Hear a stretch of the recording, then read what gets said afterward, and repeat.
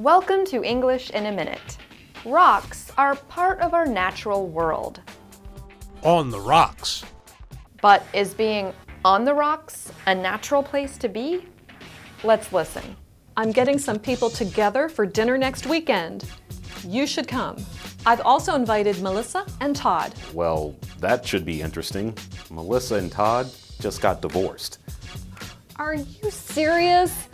Why am I always the last one to know these things? You should have known. Their marriage had been on the rocks for years. When something, like a marriage or a business, is on the rocks, it's in trouble. It's failing. We get this expression from sailing. When a boat or ship sails too close to the shore, it might run into rocks. And that's English in a Minute.